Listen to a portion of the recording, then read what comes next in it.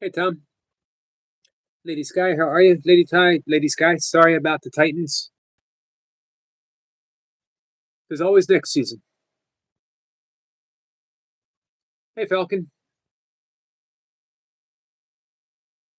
Falcon, how you been? We haven't seen you for a little bit. Danny, nice to see you. Mustafa, nice to see you. Mustafa, thank you for those kind and insightful comments that you left.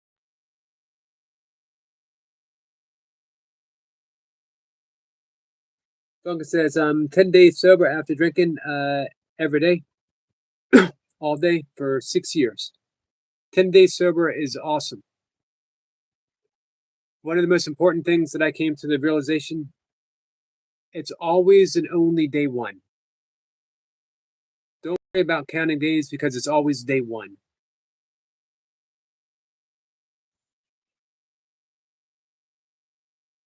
I think our friend Adam might come up.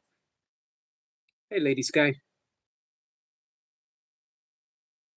And we're going to talk about life. I love my conversations with Miss Flipper. I love my conversations with Adam because they're just laid back, hanging out with friends that I have a mutual love and interest with. 41 days until Valentine's Day. Be here before we know it.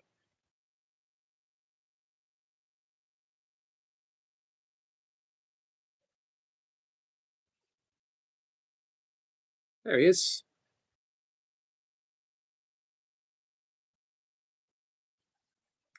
What's up, Adam? Hey, Yogi, how are you? Good. How are you? How's everything there? Oh, pretty good. I just got back from town. Supplies. Yep. You're all stocked up. Yeah. It's easy when you just live from day to day. That's Hey, true. I had an idea. I'd try to show you my miraculous car. I told you I don't change the oil, right? Right. Well, it's an old beater. This will make more sense maybe later. I want to talk about my son's experience with the Honda dealership. Anyway, so, let's see. That's how I started. Let's see if I can. Yeah. And if you ever want to steal a car, the steering wheel on this side, old cars, that's just a little plastic piece. So anyway, but then, yeah, it's a mess. I never do anything. I think I vacuumed it out maybe twice. That's basically how my car used to look. Oh man. But yeah, I just got back. Hey, I Source Seeker. enjoyed your conversation with Miss Flipper. Oh, thanks. By the way, Um, Lady Sky says hi to you. oh, hello, Lady Sky. Mustafa says hi to you. Hey, Rowena. Hello. I might go in and out for a minute. I'm trying to get some things. I'm gonna go ahead and turn my coffee off. All Hey, right. Lori.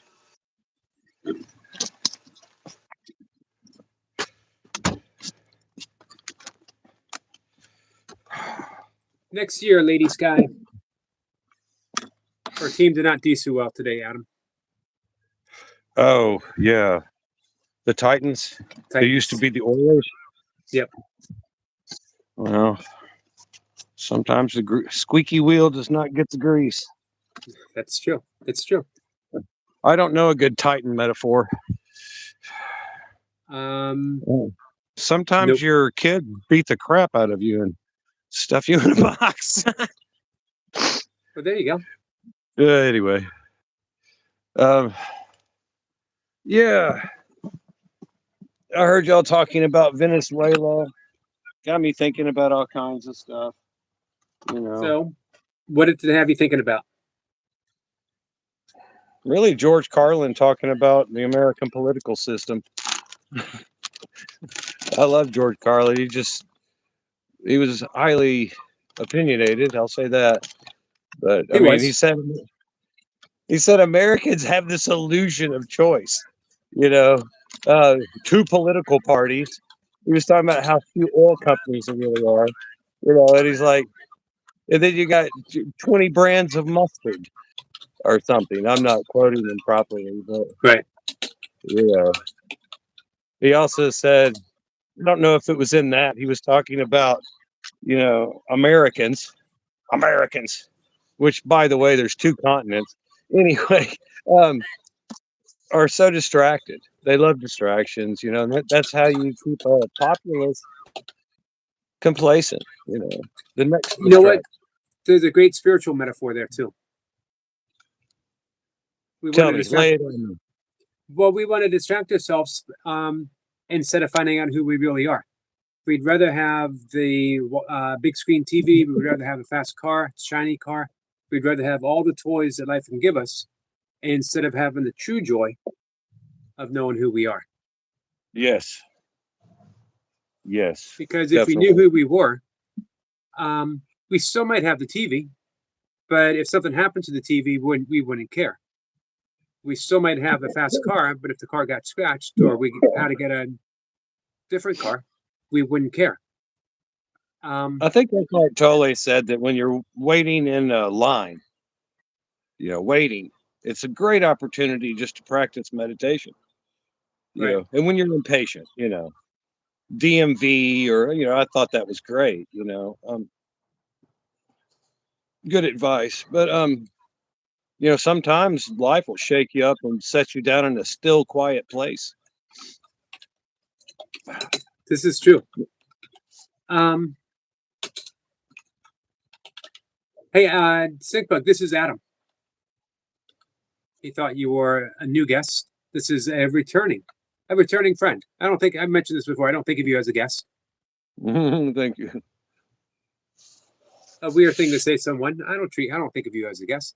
But a guest to me is sort of an occasional person that comes up I have a great conversation with, versus a friend, someone that I want to see on a regular basis, and we just shoot the breeze.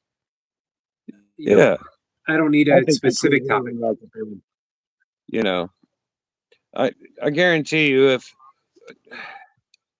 there was an exercise, Yogi, somebody asked about weather. What would your ideal place of residence be? What's your house like, man? What do you want your home to look like? Well, as No, far as anything you want. I don't know if it would look a whole lot different. I love where I live. That's I love awesome. my area. Yeah, I grew up here. It's a beautiful town. It was based upon spiritual ideals. It was founded in 1967 and on principles of sharing, inclusiveness, on open space, on greenways, no telephone poles in the whole town. Lots of trees, dog friendly. I got hundreds of miles of bike paths going through my town. I could walk. It might take a little bit, but and it's not quite the same as it was, but still a beautiful place. It was a beautiful place to grow up. Hey, Corey. Reminds me of that Paul Simon song, "In my little town, I grew up believing God keeps his eyes on us all." But anyway, whatever. But yeah, man, that sounds great. But you get the whole idea, the spiritual metaphor of, Right. I would like my little area somewhere situated in a mansion with all kinds of like whatever you want, bowling alleys, golden toilets if that's your thing. However, everybody just lives there, man. You know, and I hope there would be a lot of bands living somewhere in this, somewhat place like you described with Right. beautiful sidewalks and nature and Do you ever hear me tell the story of Tibetan peach pie? Mm-mm. This is from Tom Robbins. Oh yeah. That From what book? this was from might have been even Cowgirls Get the Blues. Second, Skinny legs might have. and all, maybe. I don't Yeah. think it was in Okay. Skinny Legs and all. But Tibetan peach pie was legendary. That one bite, the sheer deliciousness of the pie would bring you to enlightenment. But it was only available in one bakery at a high peak in the Himalayas in Tibet, and it was made by lamas, and it was made with secret ingredients. It was made by from a peach tree that grew on the slopes of a cold cover mountain. So you know that it was something magical about that. When nothing can grow, there was a Tibetan peach tree. And a man who had tried everything to become enlightened had heard this story, and he knew that's exactly what he needed. So he traveled from his home thousands of miles away, and on each stop, he talked to different masters and explained what he was going to do. And they all gave him the blessings, and they all bestowed upon him a little bit of wisdom, and he grew a little wiser, awakened with every stop and every step along the journey. And he got to the Himalayas, he got to Tibet, and he found the mountain, started climbing and climbing and climbing. At the very top, he came to a little cafe, a bakery, and he saw there was a sign featuring the enlightenment of Tibetan peach pie. And he said, at last. And he came in, he sat down. The waiter came by and said, what can I bring you? And he said, I want a slice of Tibetan peach pie. And the waiter said, I'm sorry. We're all out. The man looked at him and smiled and said, that's okay. I'll have peach, or I'll have blueberry. Because it was the journey itself that brought him enlightenment, not the pie.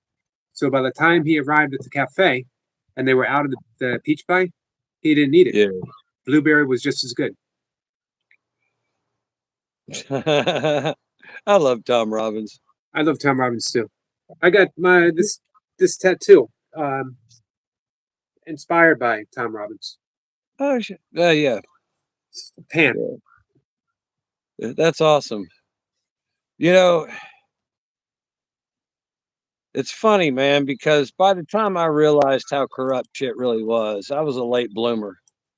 You know, I apologize. Are there any children in here? I try not to, and adults. I'm not a Miss Blipper is so. I would let my babies watch Miss Blipper. She's so sweet. But speaking, I'm not so sweet. I don't feel sometimes. Y'all were talking about buttons, and I don't like it when people diss Jesus. I don't like it when diss Krishna or diss anybody for that matter. But somebody asked me if I was a yogi, and I was like, I thought about it for a second. I thought no, because I try to. I'm yogi-ing. I try to be yoked. Jesus talked about my yoke is easy. So really, there's Jesus yoga, evidently. But but if somebody disrespected a sweet little young lady friend of mine, I might break their foot. I have it triggered, and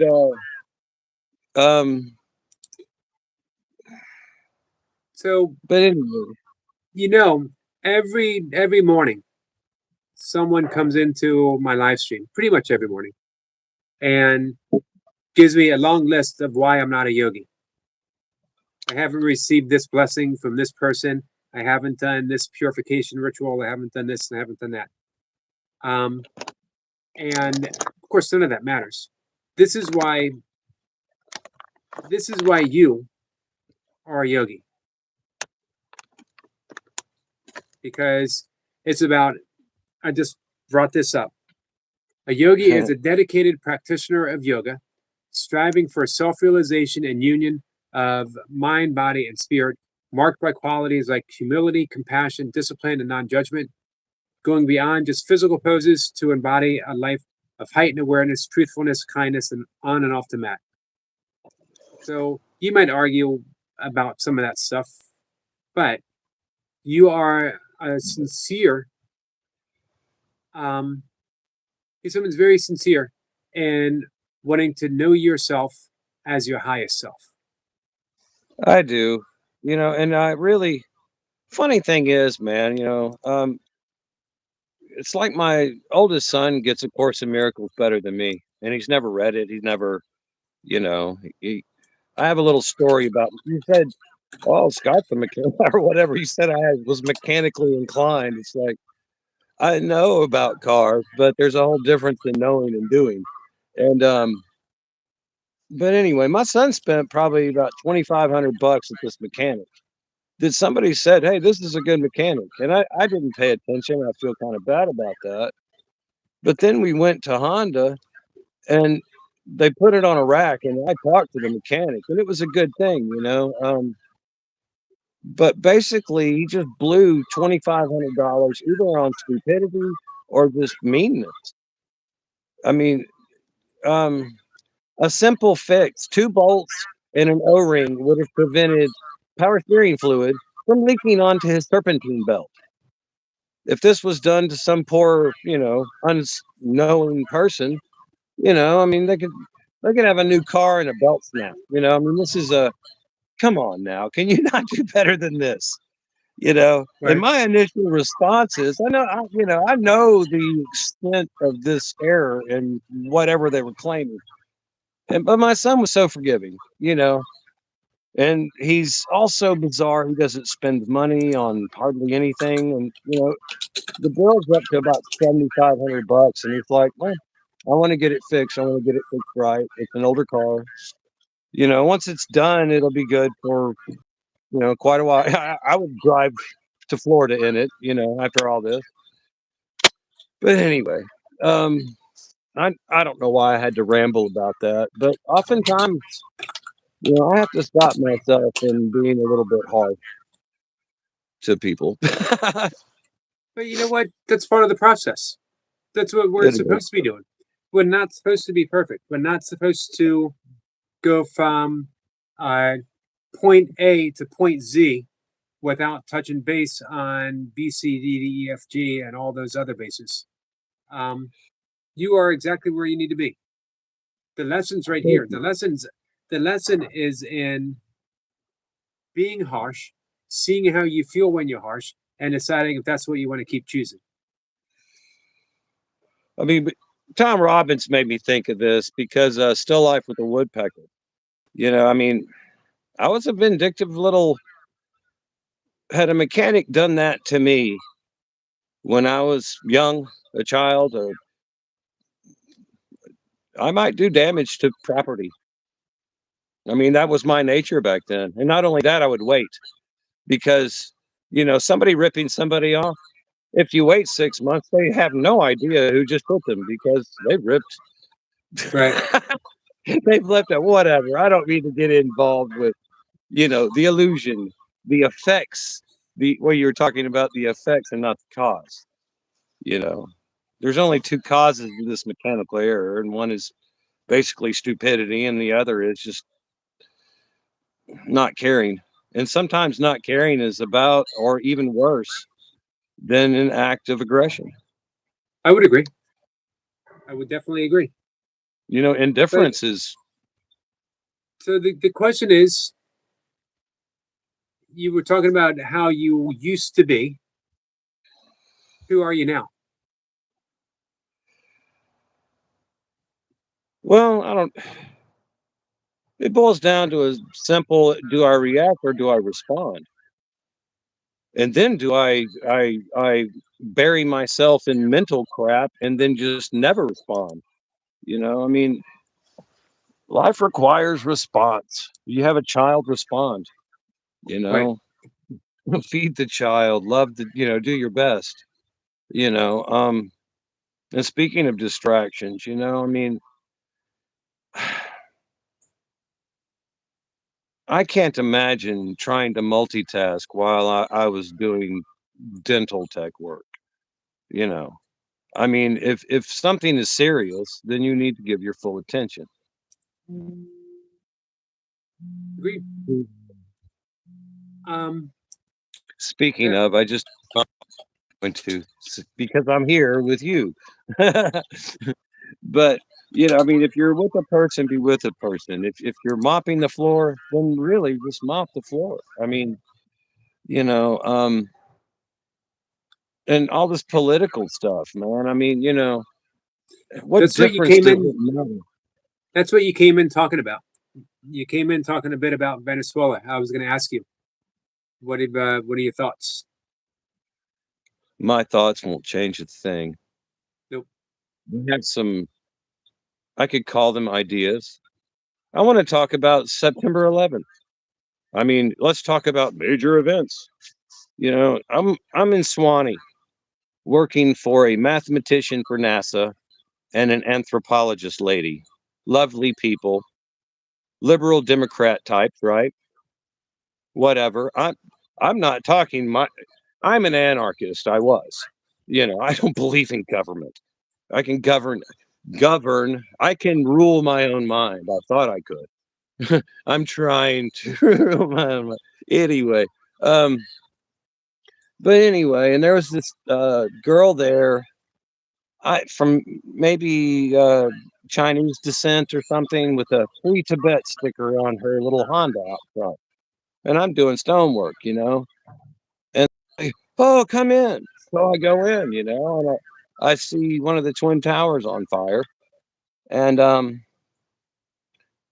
I'm like, wow, I'm getting the information, and then I see in real time the second plane, and I'm watching this, it's like amazing to me, you know, and and then it fell, and it was just kind of.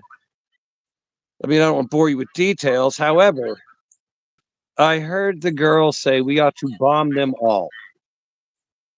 We ought to bomb them all. And I had to say, who? And she said, Iraq. And I thought, wow, because I was a news junkie at the time. But I know what I'm being fed.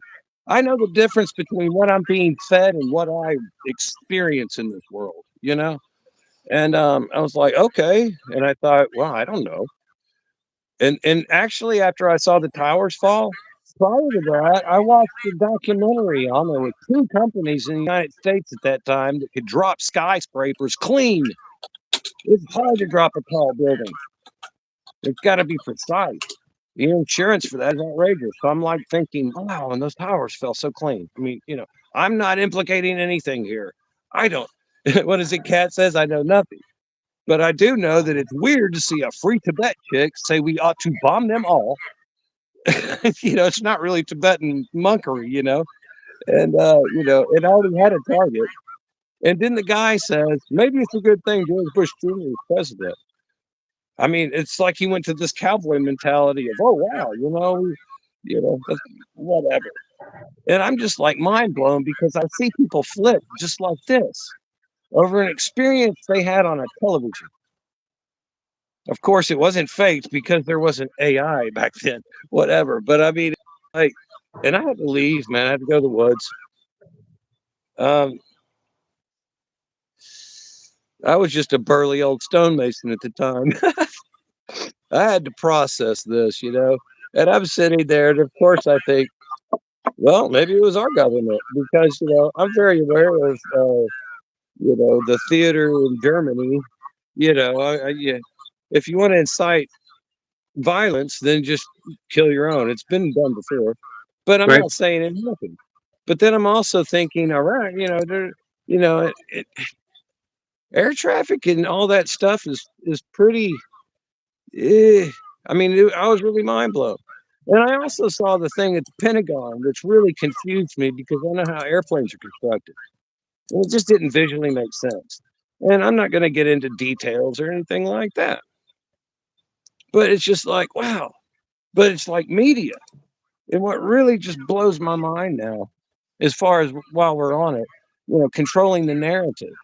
I mean, I told my mom if I saw an alien shake Donald Trump's hand, I couldn't believe it because AI. You know, I don't know, man. There's some Japanese or something dude out there. I think he's Japanese. He's supposed to be a scientist. He's talking about, aliens popping off a three-eye atlas. Yeah, and it's really there was an old B-52 song called "Static in My Attic," and oh, by the way, you ought to sing "Planet Claire" for your headless guy because Planet Claire has pink hair. All the trees are red. No one ever dies there. No one has a head. You heard the Electric String Band? I'm not sure. I don't Um, think so. they have. Let me see if I can find it real quick. Oh man. But yeah, it's Miss Blipper said just the imperative was just, you know, don't hold back on things you think. And it's like, okay, well here it is. I mean, I try to be I try to be Christ minded. I haven't been that way. I haven't had that yoke for long. And I don't know, man. Sometimes I would like to be unleashed. I mean, just to slap somebody, really. Whatever. I mean, there's a desire to set myself on fire sometimes and hug my favorite politician. I'm a little bit of a dramatic type person, or I could be, but anyway. But I mean, it's just a character, and you know, somebody was talking about devils on this place, and it's like, it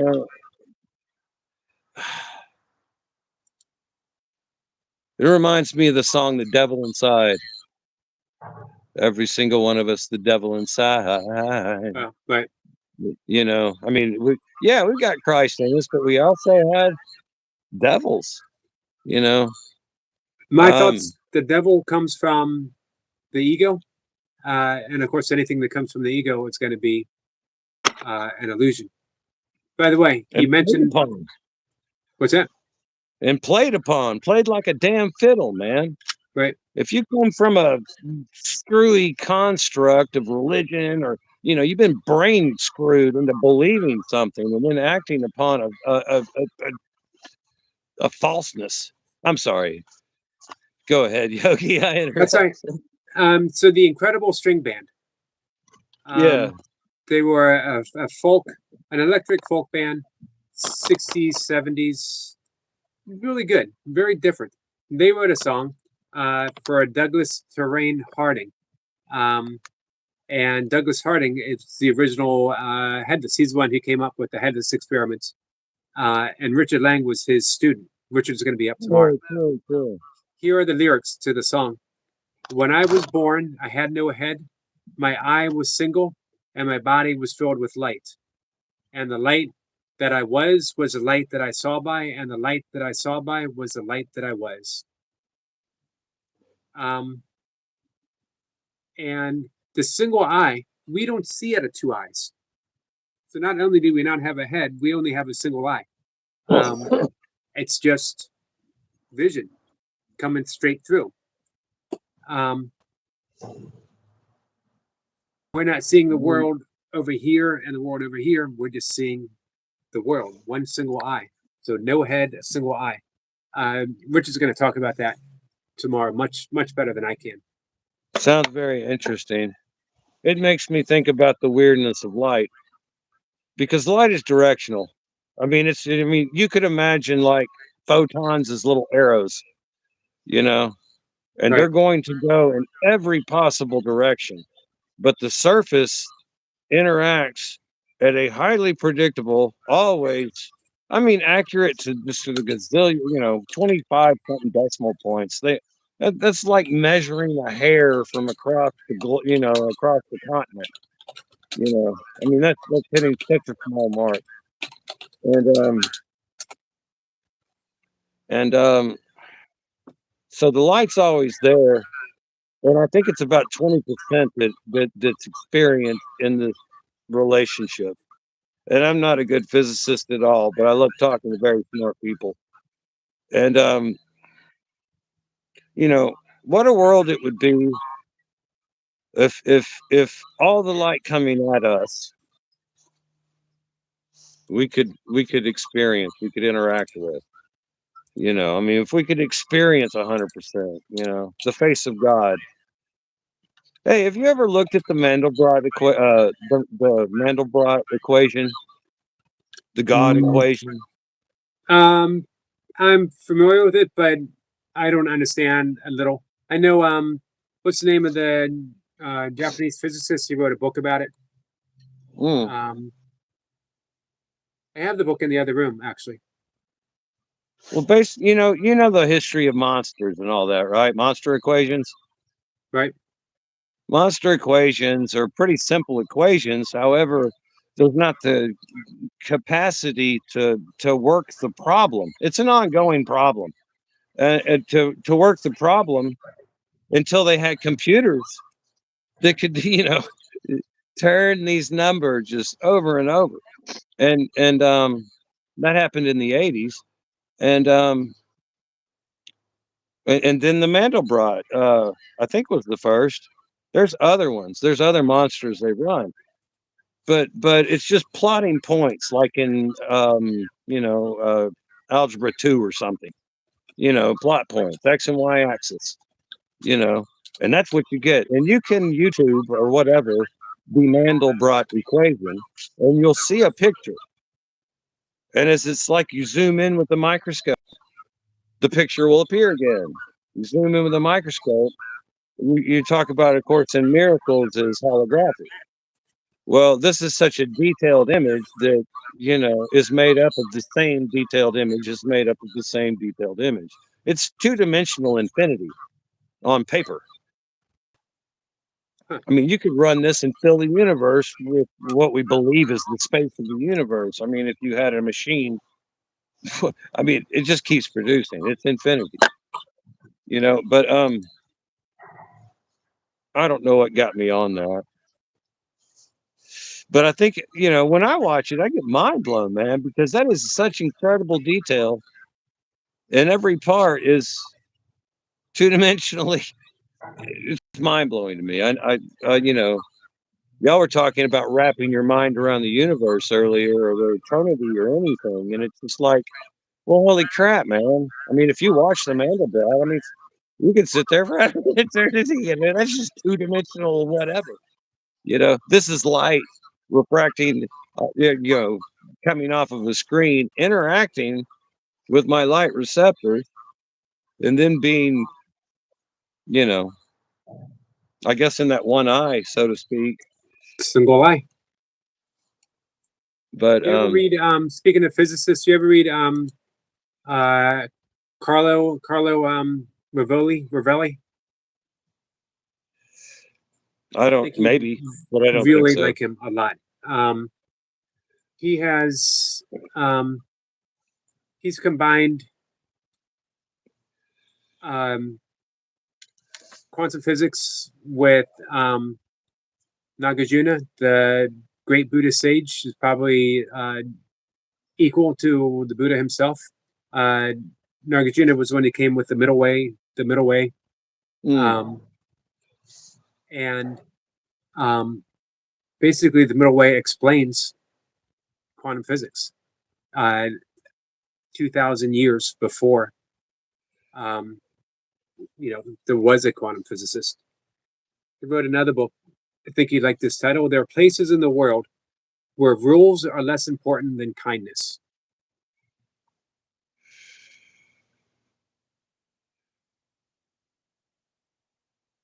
And Hmm. he wrote a book Yeah, on I mean, really, if you use nature as your paradigm, you know, lions eat gazelles. I mean, do other lions judge? There's not like vegetarian lions. So I don't think lions sit around judging other lions' diet. I mean, it's just a natural thing. Um, but is it a beautiful thing? I mean, we're here to eat and be eaten, and experience. And I don't know where I'm going with that. What was the title of that book again? um, It was. Give me a second.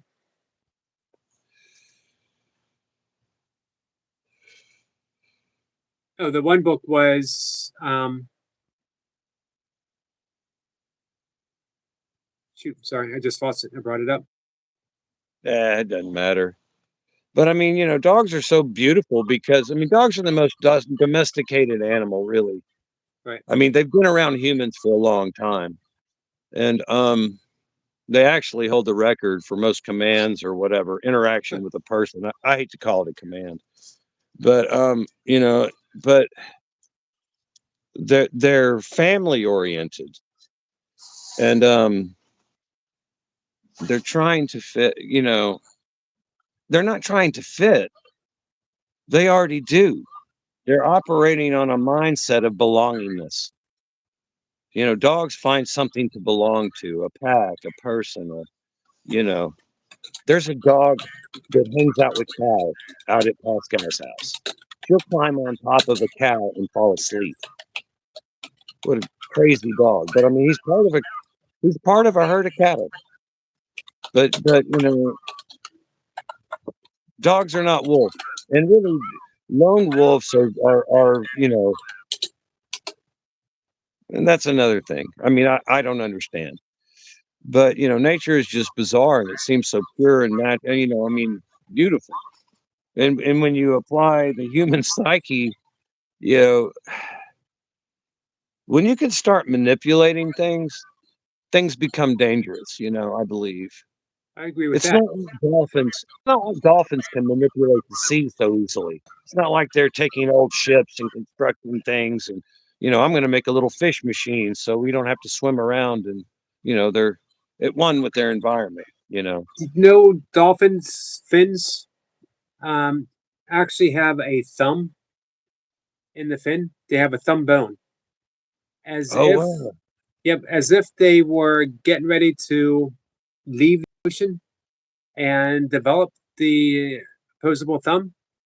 But they Ah, were smart enough. They were smart enough to see the trouble, and they said, "Nah, we're just going to hang in the water."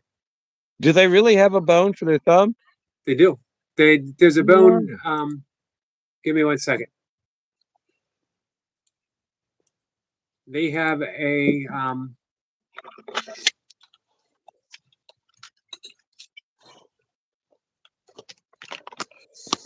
That's just wild. You know, when people boast about how smart they are, I say, "Are you as smart as a squirrel?" And they go, "What?"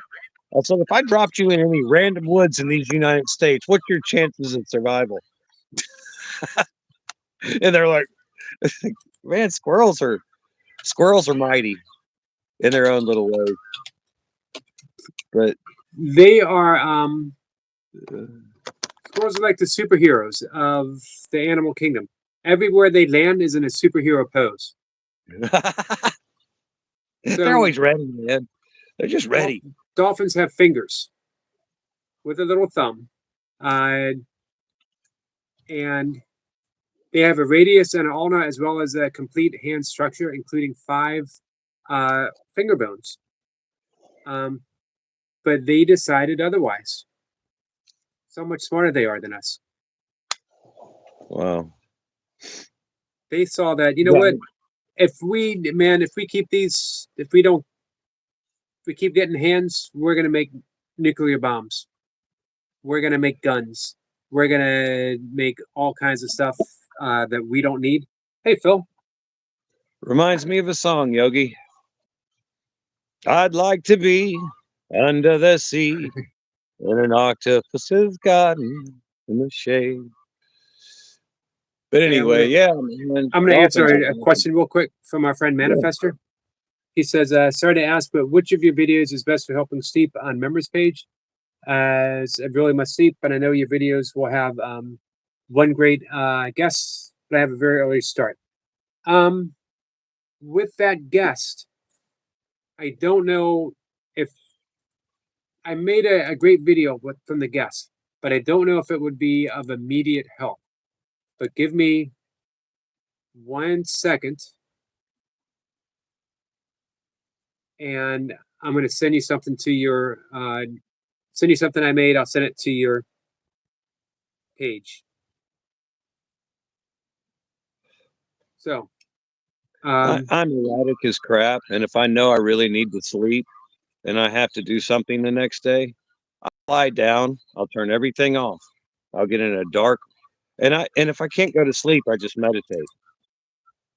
And I have actually spent, wow, probably 2.5, 3 hours lying down and not losing consciousness. I mean, not and really my thoughts will slow down after a while. I do little tricks, whatever. I mean, I sometimes my thoughts or whatever, concentrate on the body. I'll slip back into scenarios. I'll go, no, I'm not going to think about that. And I have entered real weird states. It's hard to describe, but it's like, I guess you had a sleep person up. It's like stage 0 where you start having dreams, but you're not totally out. You're seeing things, you'll get drawn into things, but then it's like a half asleep. But what is it, Yogi? 30 minutes of good meditation is equal to how many hours of sleep in some senses? well, let's go to Yoga Nidra first. Yoga Nidra is also called sleep yoga. It's also called psychic sleep. And it is when we enter that stage in between, we all enter it. It's waking consciousness and then right in between sleep consciousness when you're about to fall asleep and you're falling asleep. And we will enter that state naturally, but we can also be guided there. And 1 hour of yoga nidra, guided sleep meditation, is equivalent to 4 hours of actual sleep. So there is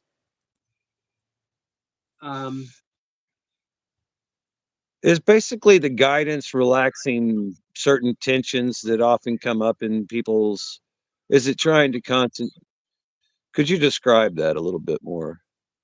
The guidance, how is the guidance? well, you want the guidance. Now I don't like too much guided meditations, but a guided yoga nidra is essential because you want someone who is skillful enough to put you in that state without putting you to sleep and also without causing you to wake up fully. So there's all kinds of great Ali, trying to think of her name. I'm going to bring up a video so I can send it to our friend Phil.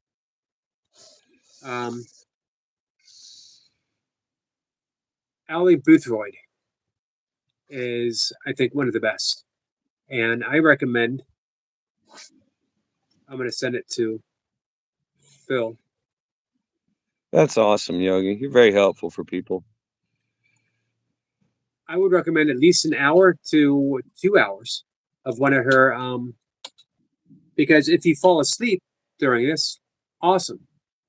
You get sleep. If you don't fall asleep, you get the equivalent of 8 hours of sleep just by practicing it. And it's extremely relaxing and it's simple. So Phil, I'm going to send this to you. This is a Yoga Nidra for sleep, 2-hour bedtime insomnia meditation. I will say, go ahead. No, go ahead. Man, like the CIA tapes and all that. There's a lot of, YouTube, whatever. Online is so you can find anything, but you have to be careful because, like guided meditations and stuff, I was just slap dashing. Oh yeah, I want a peaceful guided thing, and my subconscious woke me up and said, "What the fuck are you listening to?" Excuse my language. I'm sorry, but and they were saying the craziest things, and I mean, this whole thing was supposed to take me into a hypnotic state, right? And at first, yeah, I walked down a little pathway and visualize this and visualize that, and I drifted off into, and I don't know how long it went on, but you know, yeah, um, I don't believe that I could be hypnotized into acting like a chicken personally. Um, but yeah, same with ayahuasca or whatever, you know. Right. In, in fact, man, you know, do you want to be a shaman, Yogi? Are you up for the task of being a shaman? I don't think I'm up for the task of being a shaman. I like shamanism. I'm up for the task of practicing shamanism, but I wouldn't want to be a shaman that would lead other people. Um, because at this point in my life, I'll be honest, I don't want the responsibility of, um, I just don't want that responsibility. Well, yeah, exactly, man. I mean, I appreciate that answer because I mean, you know, Carlos Castaneda, Nada,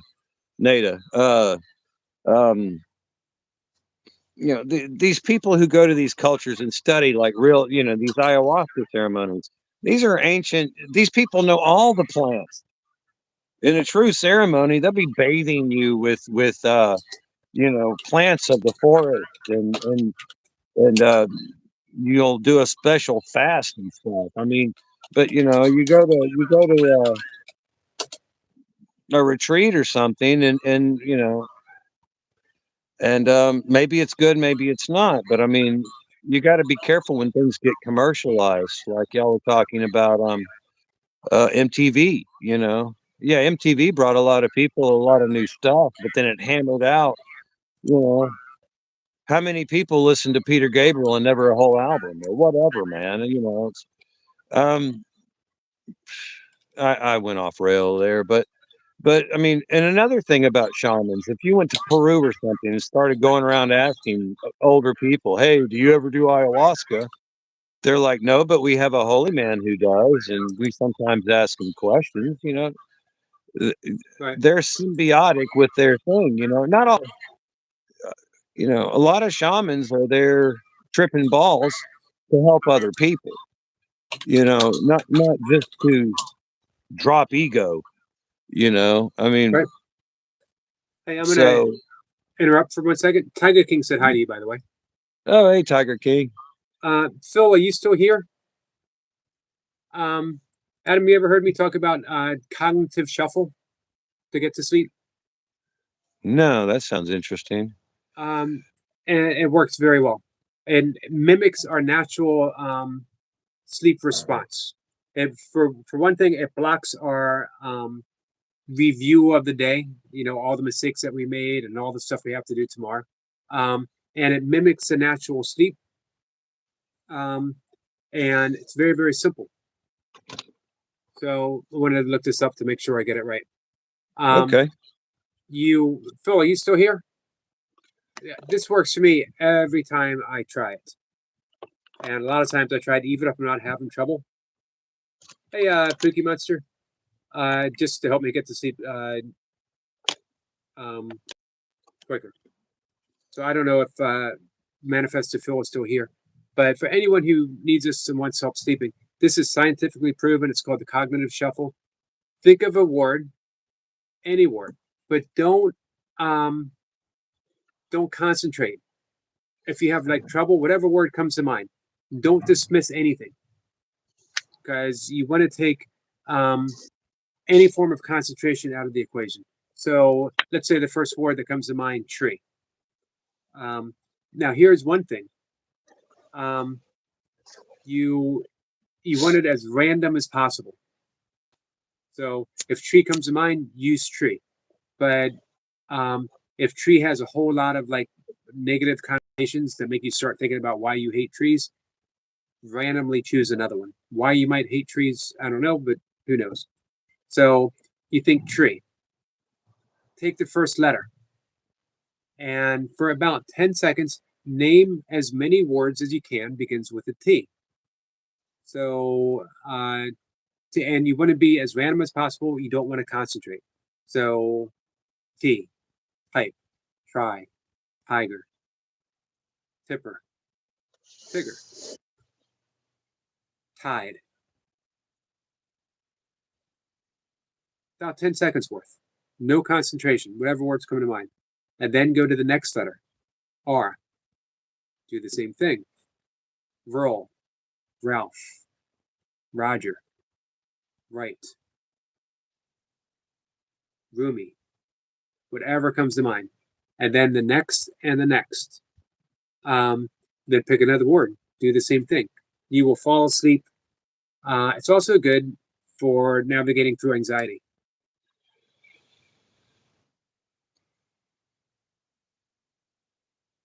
Renima says, Yogi, does counting backwards help as you breathe? It definitely can.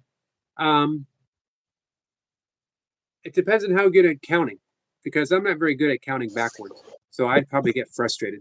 And frustration would keep me awake.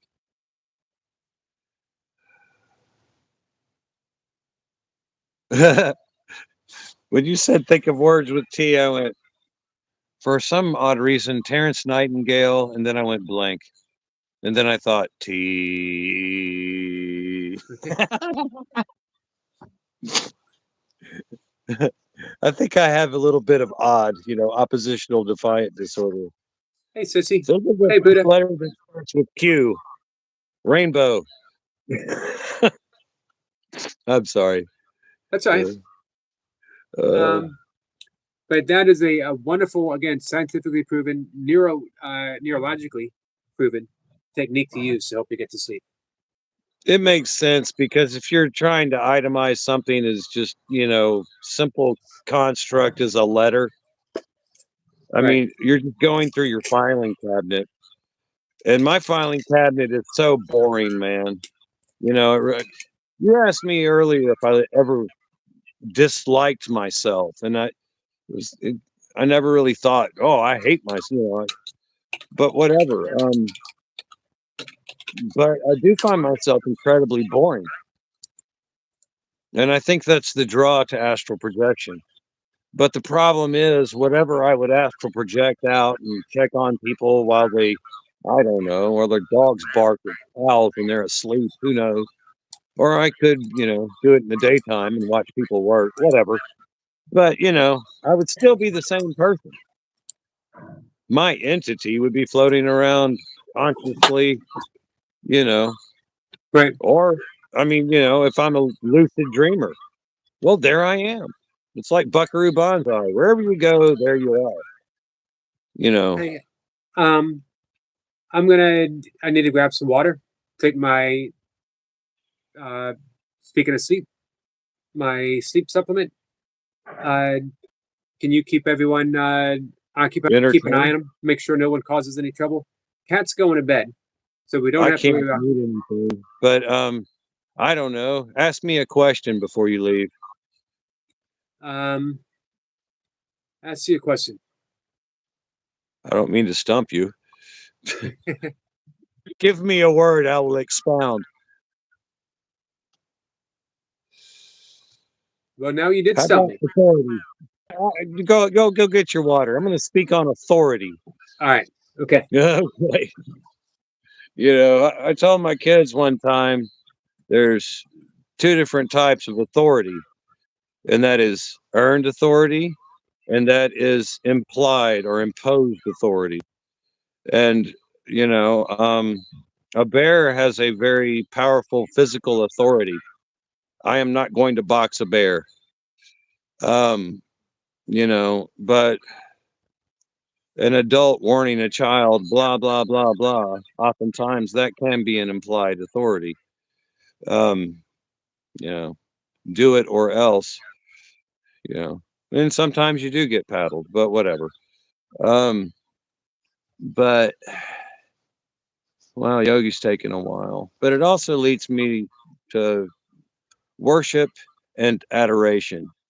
A lot of people worship things they don't understand. And, you know, it's one thing to adore the creator, it's another thing to worship a mental construct of a creator. So, um, I believe, um, All right.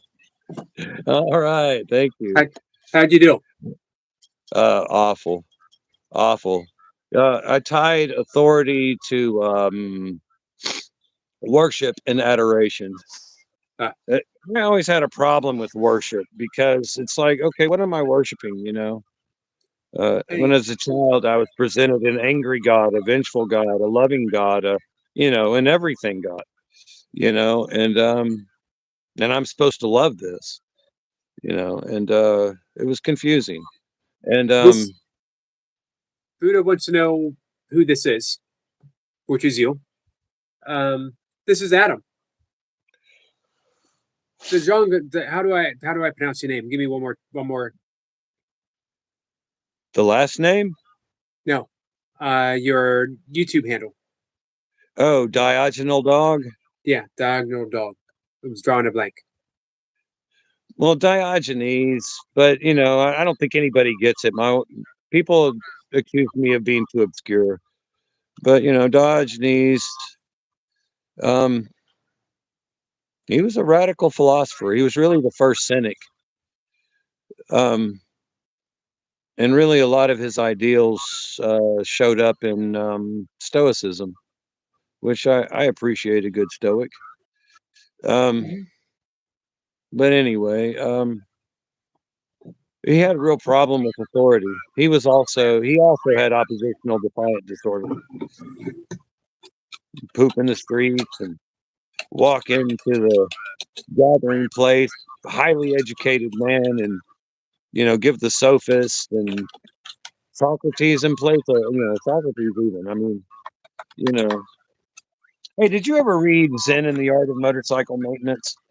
About 4 times, and Did each you time like it it? gets. I can't say I liked it. I can say that I appreciated it. Um, Now each time I read it, I I get something a little more out of it. I love the story. I love the quote. Um, Let me bring it up. I want to get it right. Because I always tell it different when I tell it. I'll tell it the way I tell it. A person was a technical writer before he wrote Zen and the Art of Yeah, Motorcycle yeah, Maintenance, yeah. and Yeah, he, and he went on about manuals in it as well. right, I might fade in and out, but you continue, please. he was a technical writer in Japan for a while, and he talked about the difference between technical writing in Japan versus the United States. And he said in the United States, if you're assembling a bicycle, for some reason I always use toaster oven, but if you're assembling a bicycle, it says, take part A, take everything out of the box, arrange it in order, take part A and stick it in part B, and then take wrench A, or take nut A and tighten it with a wrench. Um, Very, very to the point, technical. And in Japan, at least back in the 50s when he was working there, they say before assembling the bike, you must first achieve peace of mind. Really? Yes, that was the quote from Zen and the Automotive Companies. And I've always loved it, and Japanese it's companies stuck with me sometimes since. force their employees to exercise. It's kind of cool, actually. Uh, I don't know, man. I have trouble with it because in that book, he accused Socrates of being a sophist, and I love it and I hate it because he chose Aristotle over Plato, and I think he is in a. I just don't really dig Aristotle. I mean, some of it okay, but um, Platonic pure forms are kind of like a course in miracles in a way. The nature of the soul. The soul is the very center. I mean,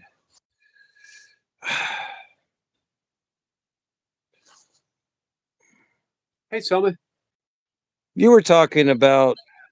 I got on to you about talking about earning a living because I mean, you said that it's by grace, or what did you say? We are graced with a living, We're I graced with a think. living. And I kind of was like, no, and yes, we are graced with a living. However, since we are graced with a living, that's a responsibility to enjoy it, to do your best. Um, so, Well, we earn an income, and sometimes our yes, we income do. can be our vocation, and we can feel like it's what we are meant to do. Some people might say it's their dharma, but as far as a living, uh, we we found ourselves through sheer grace and love, alive with everything needed for that life to prosper. Yeah, I mean, everything in the moment is sustaining. Whether you're on your deathbed or not, you are still alive, and it is sustained. So, and another phrase I really kind of bugs me is when people talk about my life. What are you, you're talking about memories, you're talking about concepts, you're trying to construct some kind of solid form about the pictures passing in front of your mind and the concepts in and out. And um, one thing when I was young, I noticed it happened to older people was they became very rigid in their beliefs. Hmm. Have you ever known an old Catholic that, I mean, they took a certain religious, and it's like it's been just carved out of their very being, you know, and it could be a good thing and it could be a bad thing. I don't know, you know. I've met three types of Catholics. Um, One was the very rigid and very unhappy, um, sort of stuck. I've met the indifferent. Eh, I go to church Christmas and Easter. Um, Occasionally, I eat fish on Friday. Uh, when I die, I'll get the last. I'll get Christian last rites, Catholic last rites, and I'll be fine. My ticket into heaven. Um, and then I've met a few of the Thomas Mertons, those who have become mystical in their practice. Uh, Richard Rohr, uh, mainly those are Jesuits. Um, and that lifestyle leads itself, that contemplative lifestyle leads to a deepening of their uh, practice. Christian, specifically, the Catholic tradition. Hey, Redeemer, thank you. I just got Big Jewel of 2026 Jewel. I think the Catholic faith in particular leads to a deep uh, um, contemplation, saying the Rosary, Mass in Latin, uh, practicing,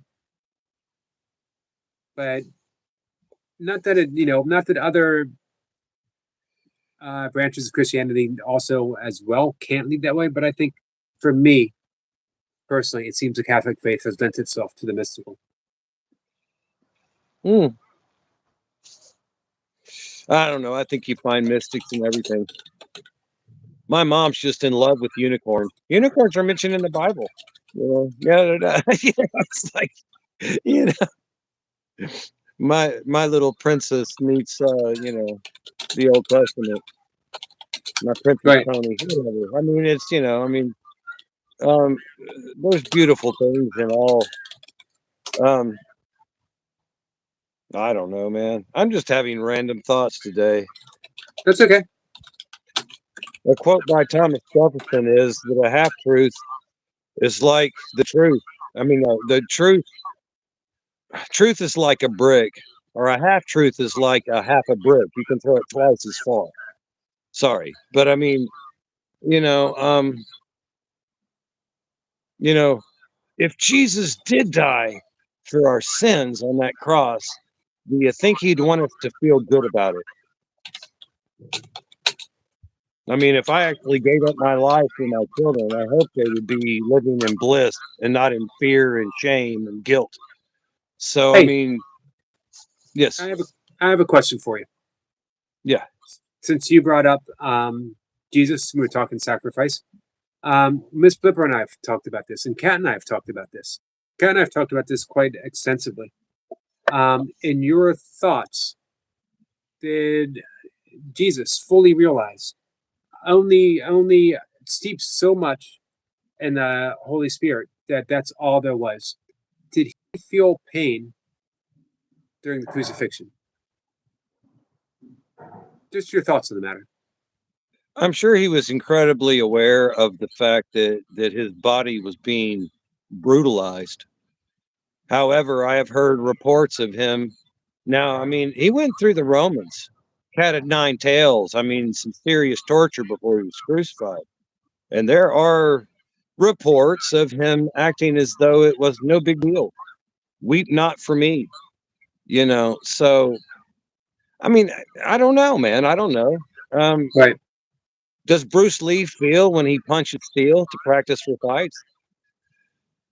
I Yes. imagine he does. Now, However, you the he course has no points out that Jesus was beyond pain, but I think that is a metaphor.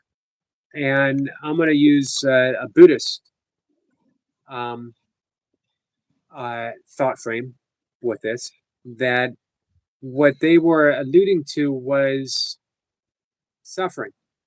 That yes, because Jesus, even though he had transcended the body, was still in the body, so there's going to be nerve endings. You're going to experience physical pain, but the physical pain didn't cause suffering because he was okay with the pain. It's weird that you bring up pain in this because I forgot until just now that I didn't ask you. I probably should have asked you about this, but it's probably cool if I can turn this on. But physical pain. Wait a minute.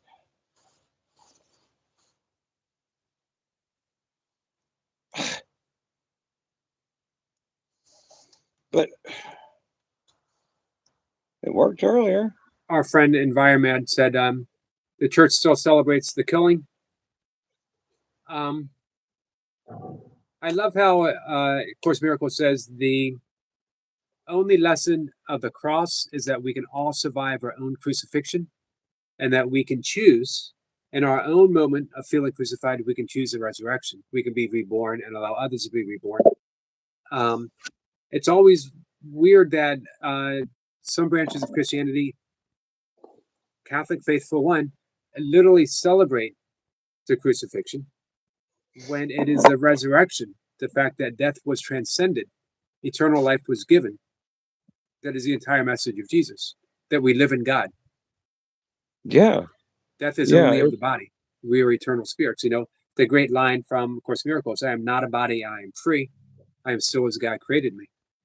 I mean, you can make that as mystic as you want.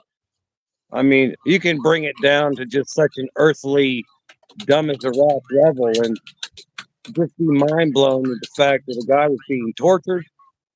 I mean, tortured and then crucified, which is serious torture. And, obviously, I'm very sure that he acted with great dignity upon that cross. I mean, Right. because I've never heard any otherwise. He wasn't, forgiving the two thieves. Can you not tell this is a holy man, you idiot? And he tells the other guy, tonight you'll be with me in paradise. I mean, this is a cloud. This is a effect. This is not the truth of what we are, and if you can accept that, then it's blissful, even though it could just be hell for the moment, or just, very, I mean, it's really the grandest metaphor for bringing heaven to hell. Right. It really is. I mentioned the author Ken Keyes quite a bit. Ken Keyes wrote some best-selling books in the 70s and the 80s. I think his best-selling book was A Handbook to Higher Consciousness. And he gives a Buddhism 101, which is take your demands, and we all have demands.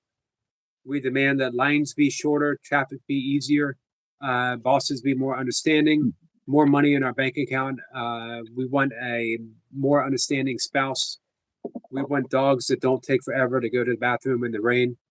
um, we demand, and we're always unhappy because life seldom ever accommodates to every single one of our demands. Maybe in a good day, two or three, one. On a bad day, absolutely none. Ken Keyes said, and this again is Buddhism 101, if you were to elevate your demands into a preference, your life would be infinitely easier because we can deal with a preference. I would prefer to have more money in my bank account. I'd prefer if I had a more understanding boss or a spouse or a dog that pooped quicker in the rain. I can More deal with a seasoning preference. in my food. Exactly. You We know, can if deal I with a don't have preference. salt, I don't need to cry about it. Although Um, it kind of sucked, potatoes without salt. I used to think of, you know, I used to listen to his books on tape. Um, and I used to wonder about that point where I was back then. And so it must be easy for him. He's a best-selling author, one of the best-selling books of the 70s. So yeah, it's easy to put your demands away. Until I saw him on a talk show, and he was paralyzed from the neck down due to he got polio in college, and he was one of the happiest people you'd ever want to meet. He literally took all of his demands, turned them into a preference. So um, I'm that sure time, Ram Dass had preferences, you know, in his later in life. right? I He mean, he you fell know, in, he fell into a deep depression after he was paralyzed from his stroke. He's a very however, athletic and person, yeah, but he used his stroke to become an even better teacher because now he had people had to listen. There was more frequent pauses. His voice was softer, so it became a great teaching tool. And he found himself accepting, not just accepting, but loving where he was. I loved when people would interview Ram Dass because they would ask a question and then he would say the question out loud and pause. And you could tell that he was actually really ruminating as best he could over that. And he Right. always gave some brilliant answers. Hey, I have a question for both of us. Buddha wants to know what religion we are. Um, I'm that religion that you might call Adam. You know, what is it they say on that Buddhist monastery? Like one truth, 10,000 religions or something. Right. So, I Yeah. mean, I I try to was say the one truth, but I am Adam, I guess, today. I was born. I was raised Catholic. Um, went to Catholic school. I I was graciously asked to after my ninth grade year in an all boys Catholic school. I was asked to not come back, uh, which was fine with me. They didn't want me. I didn't want to be there anymore, and I largely left my Catholic faith behind. Although I didn't leave uh, spirituality behind. I also didn't leave my love for Jesus or Mary behind. Um, but I reached the point I didn't even want to say Jesus or Mary because I thought my spirituality was getting too far advanced for that, which was just a mind game I was playing with myself. It was just ego. Um, Yeah. but it's funny through um, yoga. Yoga is not a religion, although some people could take it as a religion. Buddha is not a religion, but some people hold it as a religion. Um, it brought me back. It brought me to A Course in Miracles, which is the voice of Jesus. Some people believe it, some people don't.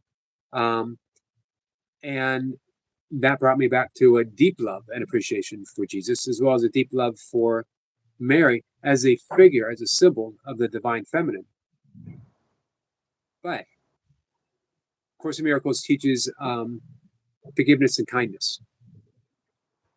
And I love the Dalai Lama's answer when he was asked at the conference of religious leaders, what's your religion? And he very, very quickly stood up and said, "My religion is kindness." And he sat back down. So I like using that answer. My religion is kindness, or my religion is forgiveness. I mean, could you look up the definition of religio? Religio, I think it Yep. means to seek, or I don't know, man. But I mean, everybody's got their own religion, in my opinion. I mean, these are ideas that I try to operate with. And, kindness to me is the great compass. Um, love is a great goal. However, you know, I've got my perspective, you know. What does religio mean? Um, It's the root religio word of religion. in Latin, it means reverence, sacredness, or obligation. Okay. I like it. I feel obliged to be as kind as I can. You know, I believe there's a sacred love within the world. And I do the best I can apply, however. I'm not even I never even jived with the Unitarian Church. From day one, man. I mean, it's whatever.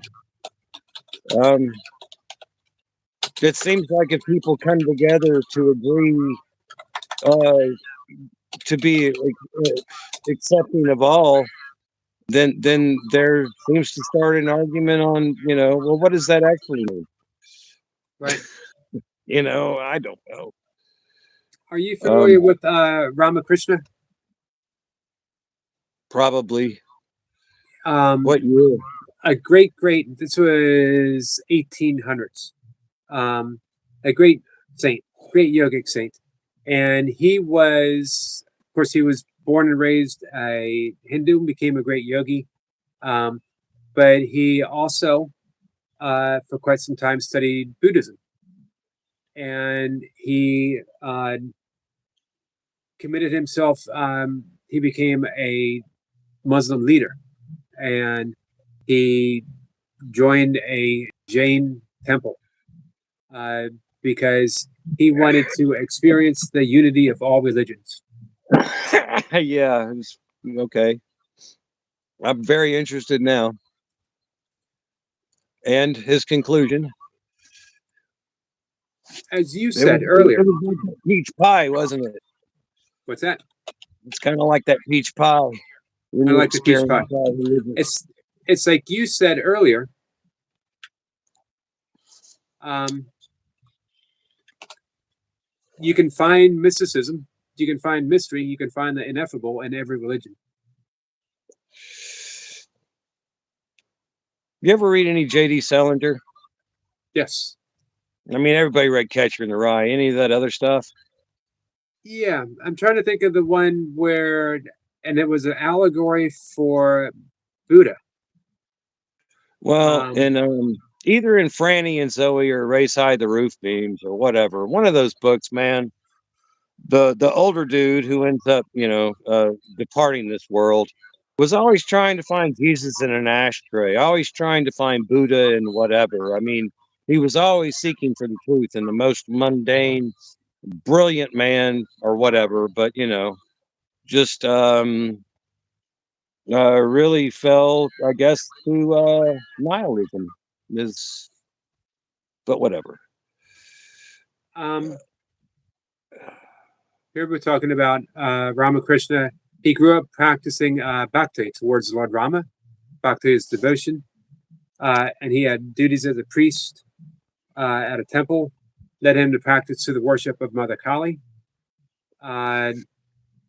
He studied with various sadhus, various schools of Hinduism. He practiced Tantra, Vedanta. Well, here's a And question for you, Yogi. You know, um, I've never read the teacher's manual. Does Jesus talk about worship in A Course in Miracles? What is worship? What does it mean? he does not talk about worship. Funny thing, the New Testament, Jesus never asked to be worshiped. Of course, he would never turn people away who adored him, who touched his clothing or whatever. But it's not like he was walking around saying, just say my name, man. Just bow down and worship me, and I'll give you whatever you want. Never said that. He said, I and the Father are one, you know? Right. So I was going on about worship earlier, and I have Hare Krishna friends, and I love the idea. I mean, if there is understanding in the worship, I understand it. I'm not a good worshiper, man. I mean, and it's funny what we worship because people talk about music and oh, this is the greatest music or that's the greatest music. And um, if I met certain people, I would have to say I'd be slightly intimidated. If I ever met Paul Simon. However, I was a I was aware enough of one time Paul Simon was doing a concert and his heart wasn't in it. And I was really disappointed in my, iconography of what is Paul Simon. He was singing Bridge Over Troubled Waters like, a very calm day and he didn't give a crap, is how I perceived it. That's my perception. I could have looked at it differently, but whatever. I would choose to look at it like it doesn't really matter. Everybody has, you know, everybody doesn't always meet my expectations. I can have preferences, but I don't need to have expectations. Nice. Nobody's going to pull me out of this place, man. I've got to figure it out for myself, and loving kindness is a good path. I wanted to mention to our friend Environman, we were talking about, we have different thoughts on kindness. And where was Environman?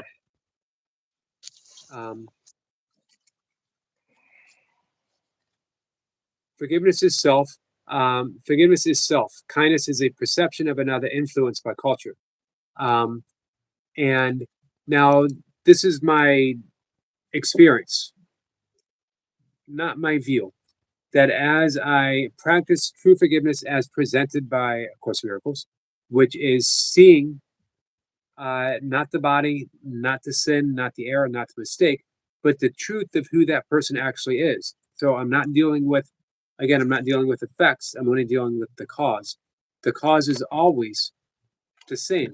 The cause is our belief that we are separate from God. Forgiveness bypasses all the effects and goes straight to the cause, and it sees this person as a son, a daughter, a child of God, so that I can recognize that in myself. When I practice that, forgiveness is the natural arising of my God consciousness, of my Christ consciousness, of my Buddha consciousness. Kindness is a natural byproduct, a symptom. So there's no outpouring. Sorry. No, natural outpouring of the heart. Yes. Yeah. So the more I relate to that heart, the more steeped I am in kindness as a natural expression of who I am. So it's not even a choice. Kindness is who we are when we know who we are. Kindness becomes a choice when we're related to the ego that doesn't know who we are because the ego doesn't really exist. Now we're practicing kindness as a bargaining tool. I will be kind when it's worth it. I will be kind when I think I need to be kind, or I will be kind because I feel like it. All these are, we could use it in terms of course, saying kindness to destroy versus kindness for salvation. Kindness for salvation. Go ahead. You talk about A Course in Miracles as holographic, and I am just skeptic by nature, and I do come across some. It's like, wow, if I had to get the whole thing from this today, and then I think, maybe I'm just not understanding it completely. Obviously, I'm not seeing this because I don't see the whole picture in this exercise. However, with kindness or forgiveness, you have to realize that the days of attack thoughts, my attack thoughts are attacking my invulnerability. If you ever think I don't have attack thoughts, wow. If you can't look at yourself, if you can't know yourself and realize that you have attack thoughts and that you experience fear. Now, I'm a person who's not very fearful, but if I'm sitting in a jail cell and I'm talking to a guy because I'm just weird like that. I'll talk to people I don't know. And I find out that he just killed his best friend and he's kind of coming out of a really screwed up drug haze. And, I could be incredibly fearful and say, oh my God, I just sat down next to a murderer. Or I could be in a fearless, loving state and go, holy crap, that sucks, man. Wow. You went off the rails and killed your best friend. Well, That's so what I'm saying here is that, kindness is fearless. If I you're would agree. truly kind, you're truly fearless. Right. You And cannot vice versa. be.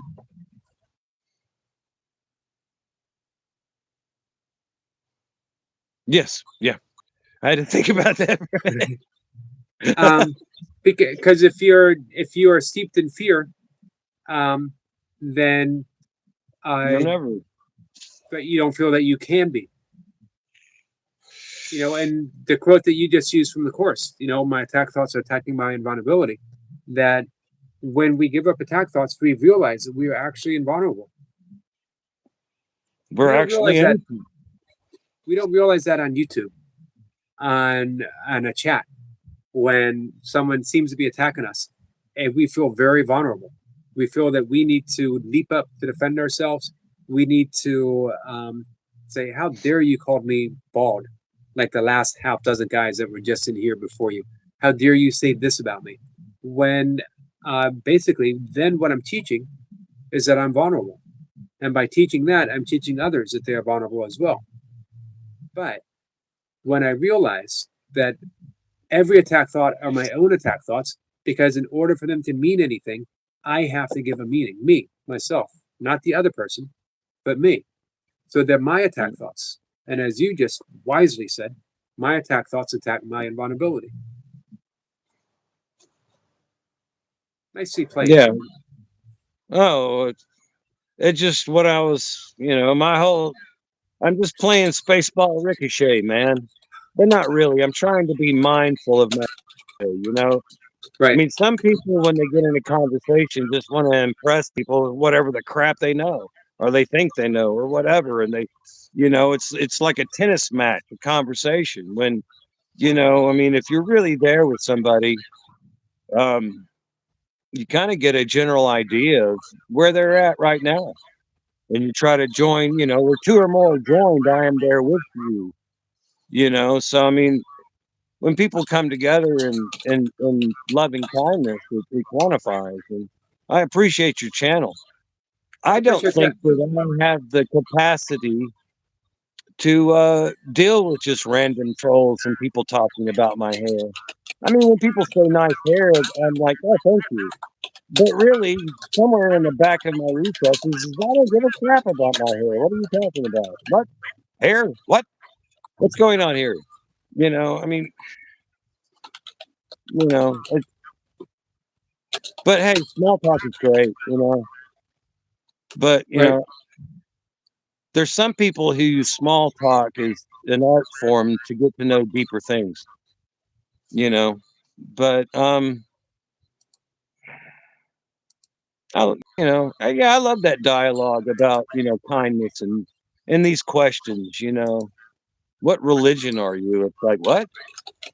I mean, I don't feel so much like a misfit, but I don't feel like I was designed to fit. I don't feel like I'm designed for anybody's amusement. I don't feel like I'm here to impress. I don't know what the hell I'm here for, honestly. I do think that You know what? pleasure is a good thing. You know what Kurt Vonnegut had said about that. What? Don't let anyone kid you about this. You truly are here just to fart around. Kind of. I mean, yeah. I mean, what lesson do we take from that old poem, whatever? Here lies Osmodeus. Is that his name? Here lies Um, Osmodeus. Byron or Keats or one of those wordy English people. you know, a great emperor. There's a little sign, a little plaque. He conquered so much. You know, it's some random monument to a dude nobody knows. You know, desert. Sissy says Amadeus. Amadeus is Mozart, right? Mozart. Yeah. I think it's Osmodeus, whatever. I mean, some great emperor. It's a statue, and here lies, and he conquered all this stuff. But it's been so long, nobody knows. He didn't matter. I mean, basically, it's enough sand and dust clinging together just to leave some glimmer of, ooh, he was a great emperor. Nobody knows him. Right. His kingdom's gone. Whatever. Here today, gone tomorrow. All right. Well, madam, I'm gonna have to start wrapping things up and get some sleep. Wow, that was kind of all over the place, but no, I enjoy it. I enjoy going. I enjoy the fact that we go all over the place. You know, conversations with you are we don't have a limit. We can just wherever it leads us is wherever it leads us. I hope I didn't step on anybody's toes about, you know, and I really wouldn't say that I'm an anarchist because, you know, but I did. But I mean, you know, people hear these political concepts and nothing ever comes out pure, you know. Pure communism doesn't exist, you know. And a lot of people might say that pure Christianity doesn't exist, you know, but I think it does. But I mean, it's a very, what is it, a narrow path? Right. It's been referred to. I mean, you know, but hey, the whole world's waking up. That sounds great. And, you know, I like to believe it. I like to see the sparkliness of everybody I meet, no matter if they're bagging groceries or, you know, even having a little trouble in this confusing dream.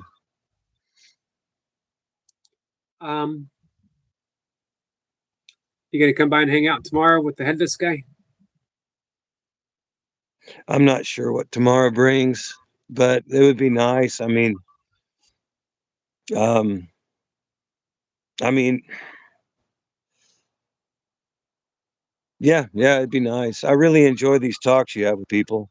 If I miss them, I try to catch up. But I'm hoping. Go ahead. Eventually, there's a universal. Miss Flipper mentioned there's one truth, and you know, the truth has nothing to do with me. You know, Right. however, I can experience the truth. People say you're an artist, and I'm like, I make art. I mean, you know, whatever. And you know, some people blow my mind with what they channel, you know, into this world. But you know, it's funny when people produce something that's just so mind blowing. Um, it's like Picasso blew people's minds. So Picasso, his work is really greater than he is. But then people have to have their symbols, their ideas, their, you know, whatever. Right. But they're just people, man. Experiencing, they're either create to give and receive are the same thing. So in a way, I feel like I'm a magnificent musician, even though I really drove my piano teacher crazy and wasn't ever really that good. But I sure do receive some beautiful stuff, you know, whether it's through me or for me. I like it. Mhm. All right, so I'm gonna head off. I'm gonna go to bed. Adam, thank you, my friend. Thank you. Let's, Peace be with all. you as well. Let's say hi to everyone. Say good night to everyone in the chat real quick. Thank you for the few people who find this interesting. Good night, Sissy. Buddha, thank you so much. Environment, thanks for hanging out. Jamie, nice to see you. Appreciate you stopping by. Redeemer, thank you again, my friend. Sniper was in for a bit. Tiger King, thanks for hanging out. I really appreciate the hellos and questions. Me You too. know. All right. So, Adam, I'll be on the lookout for you tomorrow. If you can't make it, that's fine. This is why I make those shorts and the short form videos, long form videos. So I'd hopefully I like can to hear capture. that song. I'd really like to hear that song. Maybe you could send me that too. You know, a little I will. the string band. Yep. Um, you know, the Moody Blues is like some albums are kind of like spirituality produced in poetry in such beautiful ways. You Right. know, I will send you. I'll have it over in a few minutes. but not Um, only that band, but whatever. But right. yeah, All right, Adam. So I'm gonna head out. Thank you, my friend. thank you. Good Yep, night. guys. Guys, I'll see you all later. I'll see you tomorrow. Good night, Laura. Thanks for coming in. Tiger King, be careful out in the snow.